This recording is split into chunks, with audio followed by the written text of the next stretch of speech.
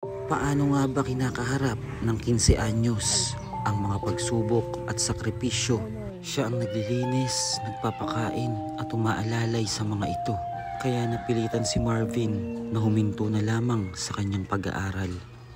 4 na taong gulang pa lamang si Marvin nang mamatay ang kanyang ina at ang kanyang tatay naman ay pumapasok bilang construction upang may makain daw sila sa araw-araw. Ngunit sa hirap ng buhay, minsan daw ay isang beses na lamang sila kumakain sa isang araw. Kung kaya't dahilan ito kung bakit hindi mapatingnan o mapacheck up ang kanyang mga tiyuhin. Ano nga kaya ang sakit na dumapo sa mga tiyuhin ni Marvin? Dahil kapag hindi daw ito nakakaihi, sumasakit ang kanyang mga paa at nabulag na rin ang kanyang mga mata. Hindi lang isa ang inaalagaan ni Marvin, kundi 2 tiyuhin niya ang may karamdaman. Kung kaya't ang batang ito ay siya na ang nagmistulang mga magulang ng kanyang mga tiyuhin na mayroong mga sakit. Kung kaya ganito na lamang ang sakripisyo ni Marvin sa araw-araw, na dapat sana ay nasa eskwelahan siya upang mag-aral. At pagkatapos niyang malinisan ang kanyang mga tiyuhin, ay papakainin niya naman ang mga ito. Naabutan namin na lugaw lamang ang kanilang pananghalian. Nilalagyan na lamang daw nila ito ng asin upang kahit papano ay magkaroon ng lasa. At kahit mismong sa pagkain ay hindi na kaya, kung kaya't sinusubuan niya na lamang ito upang makakain. Dito umiikot ang buhay ni Marvin araw-araw. At isa pa nito, ganito ang kalagayan ng kanilang tahanan. Halos butas-butas at tagpi-tagpi na lamang. Mas malala pa raw noon dito ang kanilang tahanan. May nagbigay lamang sa kanila ng ibang mga trapal upang magkaroon sila ng pangdingding. Tara po at patuloy nating panoorin ang kwento ng buhay ni Marvin.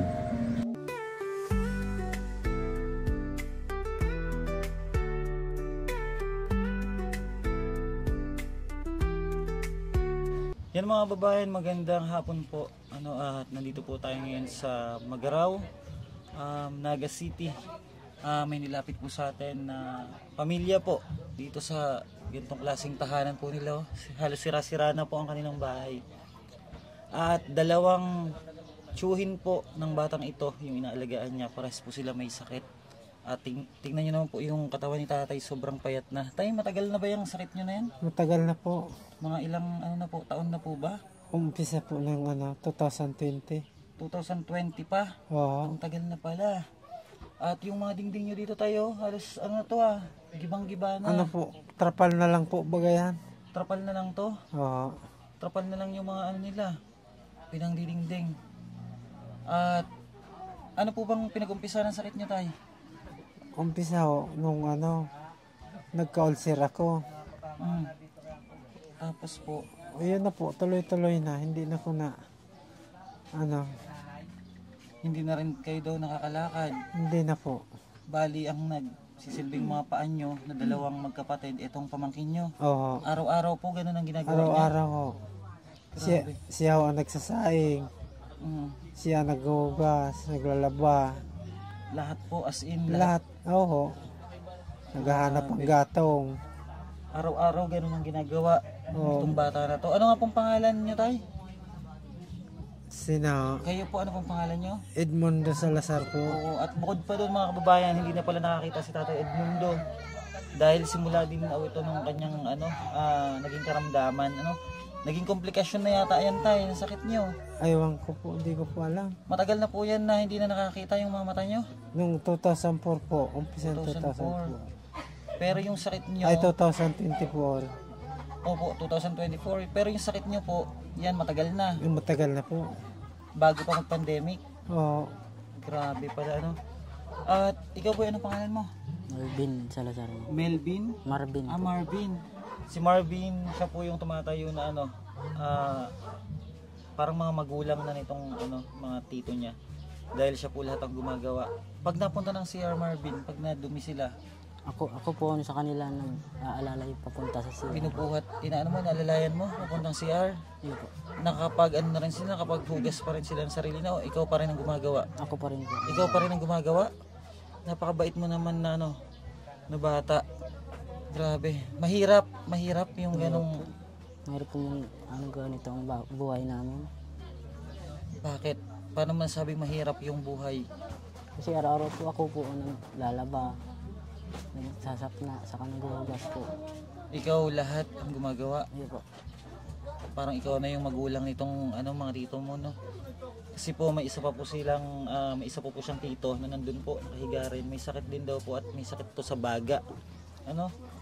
Paano ka nakakapag-aral? Hindi na po ako nag-aaral. Hindi ka na nag-aaral? Hindi na. Ilang taon ka na ba ngayon? 16 po. 16 years old, dapat nag-aaral ka. Para may ahon mo sa hirap yung pamilya mo. Asan ba ang nanay mo? Patay na po. Patay na? Opo. Ang tatay mo? Nagtatrabaho po po sa construction. Construction? Inuuwian naman kayo dito? Opo. Inuuwian naman daw po sila ng kanilang tatay. Magkano lang ang kinikita ng papa mo sa isang araw? Pag construction po, 650. 650? Hindi, Pag hardware po, 350. 350? Opo. Paano yung nagkakasya? May sakit pa tong mga tiyuhin mo. Nakapag, na kayo tayo, pa-check up? Hindi pa po. Hindi pa sila nakapag-check up? Gusto ko nga pa-check up eh. Para malaman ko naman kung anong sakit ng ano. Bakit yan po ba ang nasakit? Yung tagiliran ito. nyo? Ako mukhang gigiba na itong higaan nila. Ano na to? Matagal na yan tayo, yung sakit din sa tagiliran mo. Oo. Baka meron ka ng sa kidney. Yan po nga ang Kasi inaalala ko. anong nangyayari sa paa nyo? Hindi ho ako nakakalakad pag hindi ako nakakaihi. Hindi ka nakakalakad? Oo. Hindi ka nakakaihi? Ang bigat ng paa ko. Hindi ko may baluktot. At ang payat na tatay ng paa nyo. Wala ka nang balak mo yung mag-aral? Meron po kaya so wala po mong gabantay sa dalaga kong Walang magbabantay sa kanila? Opo. Paano yung sarili mo? Paano kanyan makakapag-aral? Mahirap lumaki na walang pinag-aralan. Wala po akong magagawa. Kailangan ko silang bantayan. Kailangan mo silang bantayan? Opo. Kawa naman po si Marvin. No? Marvin ang pangalan mo. Ayan, grabe. Paano pag naulan dito? Hindi napasok yung napasok yung tubig dito? Hindi po. Dito sa May trapal po yan. Ito pong kasi po baklas-baklas na yung mga dingding nila. Pakita mo nga yung itsura ng nila. Dingding. Iikot mo. Tingnan niyo po yung dingding nila, oh. Ganyan po ang klase ng kanilang dingding. Pati po dun sa kabila, dun butas-butas na rin po, oh. At giba-giba na rin po yung kanilang kusina. Grabe yung kalagayan nila dito. At sobrang init, wala po pala silang kuryente. Gaya nito may mga sakit pa. At dito rin po, dito sa side na to, sa inihigaan ni tatay, tingnan niyo po at talagang na. Tingnan niyo po yung kalagayan nila, oh.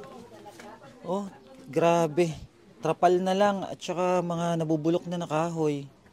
Ang hirap ng ganitong kalagayan. At buti po meron silang kababayan natin na nag-message sa atin para po makita natin ang kalagayan po ng kanilang tahanan, no. Grabe, payong yung pinangdingding na lang at mga trapal. Grabe ang hirap ng buhay nito nila. Ayan, asan ba ang mga pamilya niyo po? Wala na po kayong... Mayroon po. Asan po sila? Yung ibang kamag-anak mo? Ang dalawa ko pong kapatid, sabi, nag-abroad. Oh. Ay wala naman po kaming kontak. Wala po kayong kontak? Wala po. Tagal na namin kinukontak. Nasaan po sila? Saan po silang bansa? Ang isa kong kapatid, sabi, nasa Japan. Ay sa Amerika. Bansa pala. Ano po mga pangalan nila, tay? Baka po mapanood nila tong video natin. Shirley Salazar po. Shirley Salazar. Oo. Tapos yung isa tatay? Edna Edna Salazar. Edna Salazar. Oo. Matagal na pong panahon na wala kayong kontak sa kanila. Ay, matagal na po. Mga ilang taon Umpisa na po? po kasakit ako. Hindi na sila nagparamdam ganon? Wala na Or po. kayo ang nawala ng kontak sa kanila? Kami po, nawala na. Wala naman kasi kaming gamit. Bali, hindi nila No, alam. nakikitawag lang po kami. Hindi nila alam ngayon na ganito yung kalagayan nyo. Hindi po. Grabe. Ayan po, may mga kapatid po pala sila na nasa ibang bansa ngayon, nawalan po sila ng contact. Kaya po wala ng communication para nalalaman po ng mga kapatid nila yung kalagayan nila ngayon. At sana po mga kababayan, matulungan nyo kaming mahanap or makarating ng video na to sa mga kapatid po nila tatay, ano, para po makita po niya yung kalagayan nitong pamilya na to, dahil napakahirap po at kawawa naman to si Marvin. Siya lang yung nag-aasikaso dito sa dalawa niyang tito. Siya lang yung tumatayong magulang. Tay, anong masasabi nyo sa mga kapatid nyo? Baka may message po kayo. Kung makita nila yung video, umuwi man lang sila, makita lang kami magkapatid. Para makita man nila ang kalagayan namin. Mahirap tayong mag-isa. Mahirap yung parang mag-isa lang. Parang walang kakatuwang. No, hindi ako naghihingi sa kanila dahil maganda naman yung trabaho ko. Nagmamaneho po ko ng sasakyan. Pero umpisa nung nagkasakit ako, wala na po. Yung ipon-ipon namin, naubos na. Nawala na talaga. Nawala na. At sana po tayo sa pamamagitan nito, no, ng pag-picture natin sa buhay nyo, sana mahanap natin yung mga kapatid nyo para matulungan po kayo, ano? At makita nila yung kalagayan nyo. Dahil kawawa to si Marvin. Ikaw, Marvin, may sabihin ka ba sa mga kababayan natin? Ano po, matulungan nyo rin kami kasi hindi po namin makontak yung dalawa kong tita. Matulungan kayo. Opo. At matulungan din po sana sila sa kanilang pamumuhay dito, ano?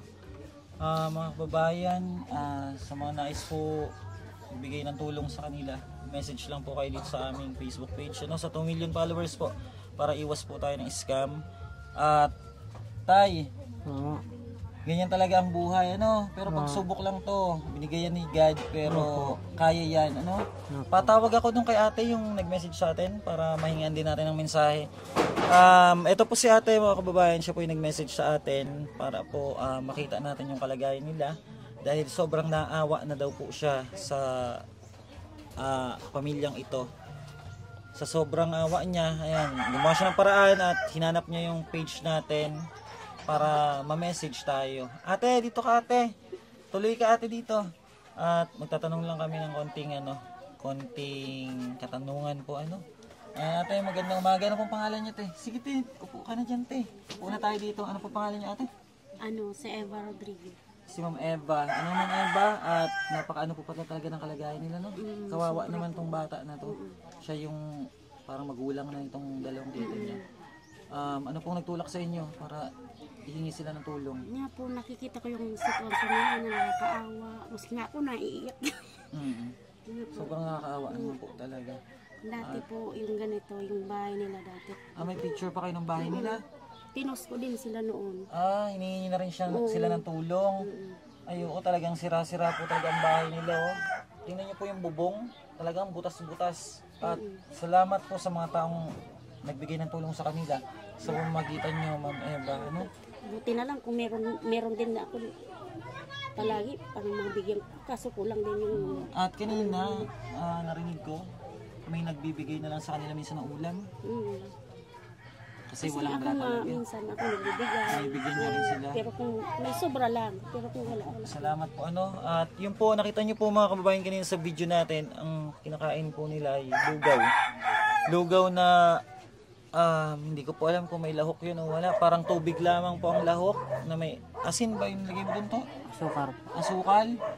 Nilugaw lang po na bigas at nilagyan ng asukal. Yun na yung kinain nila. At itong si Marvin, siya nagpapakain dito sa dalawa niyang tito dahil hindi na po talaga makaya yung mag-ano po sa sarili nila. At mameba, thank you dahil nailapit ko sila.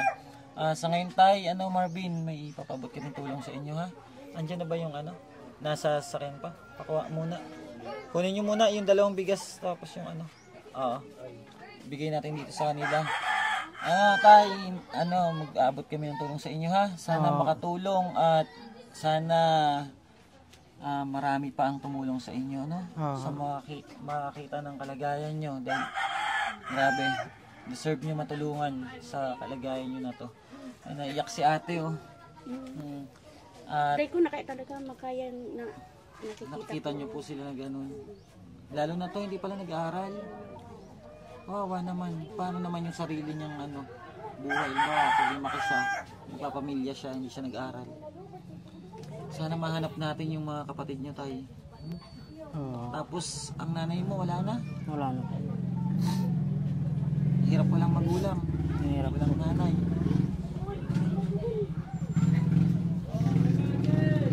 Nahihirapan na to si Marvin sa niya. Ginagawa niya araw-araw. Nahihirapan ka na, Marvin? Marvin po. Dilena. Marvin, nahihirapan ka na. Yung ganong buhay, ulit-ulit, Ulit-ulit na araw-araw, lagi. ganon. Lagi-lagi na lang po ako naggasap na. Tapos nahugas. Lahat po ng paglaba, ako lahat mga sa kanila. Ang labaan nila. Nag-aasikaso. Kailan ba nawala yung mama mo? Maliit ka pa? Or malaki ka na rin? Maliit pa po yan. Maliit pa po ko. Ibig sabihin, hindi mo naranasan na may nanay? Hindi yun. Tatakal ko po siyang hindi nakasama. Namatay ang nanay niya. Siguro mga 4 na taon pa lang yan. Namumugto yung mata. Namumugto yung mata ni Marvin. Nahihiya lang po siguro siya na ilabas yung nararamdaman niya. Pero sa ganitong kalagayan ng buhay, kung tayo nga po hindi tayo makakain ng isang beses, parang ang sama na sa pakiramdam, di ba?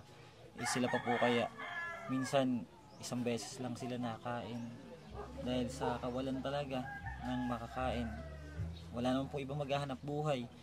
Buti yung papa mo hindi naiisip na sumuko. Hindi po. Na sumuko na kasi ang daming obligasyon, no? Ang daming obligasyon. At pasalamat kayo sa papa mo dahil lumalaban pa rin, ano? Paano kung wala si papa niyo? Wala po. Paano kaya ang kalagayan niyo? Wala siguro kami ng siguro makikilimos na lang kung magpapasama na lang ko dito. At bakit po hindi kayo nag-asawa? Para may anak kayo. May asawa po mag-aalaga sa ako. inyo. Asan po siya? Kaso umalis na siya. Iniwan kayo? Iniwan ako. Bakit? Ewan ko po. May Sumama anak sa... kayo. Meron po isa. Hindi ko nga, gusto ko nga makita sana eh. Yung anak niyo. Oo. Sana makita niya to at makita niya na ganyan yung kalagayan niyo. Ano? Oo. Nasa Gatchi po siya. Nasa Gatchi. Gatchi Saan po yun? Sa Ason. Malapit lang po dito? Ay, malayo po. Sa Tawid Dagat. Tawid Dagat. Okay, sana mapanood niya, no? Andyan na yung natin? Wala pa? Ay, grabe. Tapos ngayon, hindi pa gaanong mainit. Pero dito sobrang init sa loob nila. Wala pala silang electric fan, walang kuryente. Hirap ng buhay. Ay, nako. Paano pag walang wala? Pag walang pagkain tayo? Nautang na lang kami sa kanila. Nangungutang kayo? Oo. Buti may nagpapautang. Siya po. Pinapautang kayo ni ma'am. Maraming salamat kay Ma'am Eva. Marami na siguro nga naman utang kami dyan eh. Wag na daw po, wag na daw bayaran. Pinapatawa ko lang kay Tay. At malalampasan din natin lahat to, no? Pagsubok lang to. Kaya to, no? Oo. Basta lang, walang susuko. Tiwala lang. Mga kababayan, sana po matulungan natin sila. Kahit mahanap na lang yung mga kapatid nito, ni tatay na nasa ibang bansa. Para makita yung kalagayan nila dito. Dahil sobrang hirap po. Gaya po ng pinakita ko sa inyo kanina, yung dingding nila. Grabe. Sobrang mga sira-sira na po. Ayun na po yung tulong na ipagkakaloob natin kila Marvin at sa kanyang mga tito na may sakit. And meron tayong kahon na hindi alam kung anong laman yan. Tapos meron tayong 2 sakong bigas. Marvin, sana makatulong yan sa inyo, ha. 2 sakong bigas. Tapos yung kahon nga, pabuksan ako. Labas mo yung mga laman yan. Ayan. Yan yung tulong namin sa inyo, ha. Sana makatulong yan at pagpasensyahan nyo na. Yan lang yung nakayanan namin ngayon. Ha? Oo.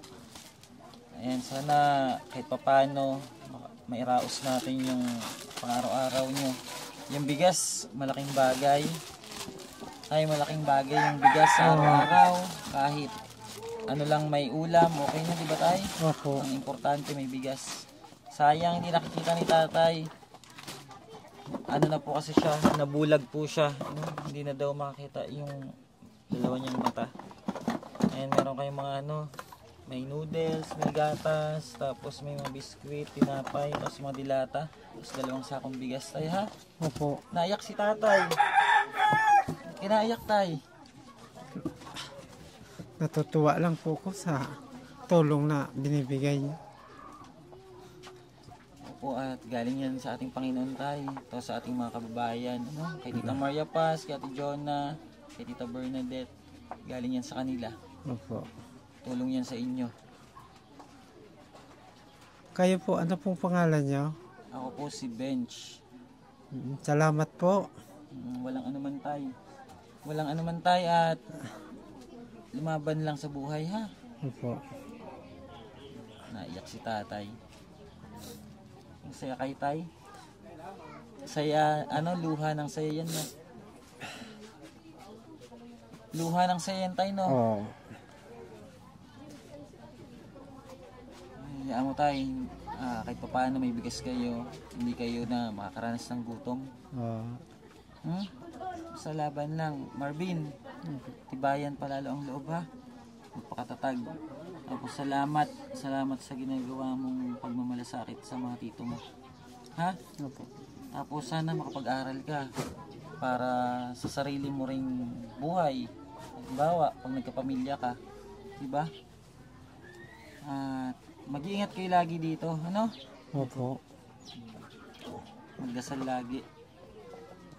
At bawat pagising natin sa umaga, ipagpasalamat natin sa Diyos. Dahil binigyan niya tayo ng buhay uli. Ano tayo? Opo. Ayan. Yun na lang po ang kakampi ko eh. Opo. At Ate Eva, thank you so much ha. Ayan, kahit naiyak sa gilid oh. Maraming salamat Eva sa tulong niyo.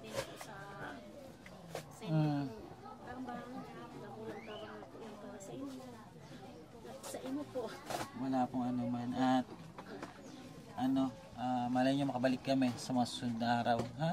Opo. Umiyak na rin si Marvin. Nahirapan na kasi tong bata na to. Tapos magbigay siguro ako sa inyo ng pang ulam nyo para hindi dilata no. Oh, tabi mo to Marvin ha. Ha, tabi mo yan. Pambili-bili nyo ng ulam. Bumili ka ng manok. Yung may sabaw ha. Kumain kayo ng manok. Itinola mo para makatikim sila ng maayos na ulam ha. Opo. Ikaw nang bahala dyan. Ha? Ikaw naman ang nag-aasikaso sa kanila. Ay nako, ang buhay talaga ng tao no. At may sabihin ka tay sa mga kababayan natin. Sa mga Pasalamat po ko sa mga tumulong sa amin. Hindi ko po kasi nakikita kung anong binigay sa amin. Nagpaabot sila tayo ng mga groceries, 2 sakong bigas, tapos nagpabigay sila ng 2,000 kay Marvin, panggastos nyo. Opo. Ha? Salamat po. Marami pong salamat. Ito Marvin, salamatan mo sila. Salamat din po sa lahat ng tumulong sa amin para sa lahat po nitong binigay niyo. Maraming salamat po. Ayan, at kami ay na rin, babalik na rin kami dun sa namin at may mga inasikaso din kami ha. Opo. Basta maging matatag, magpakatatag ha, sa araw-araw. Maraming salamat po. Opo. At ayun po mga kababayan, thank you so much po sa ating mga napakabuting sponsor, sa nagmamahal sa programa ng Bench TV, kila Tita Jonah, kay Tita Bernadette, at kay Tita Maria Paz, Thank you so much sa inyong lahat po. At ngayon po, ito po yung kwento ng buhay nila. At sana po, marami pong mga kababayan natin yung mag-share ng video na to para po matagpuan natin yung mga kapatid ni tatay. At thank you po sa inyo sa walang sawang pagsuporta. Maraming salamat po sa muli po. Thank you po and God bless.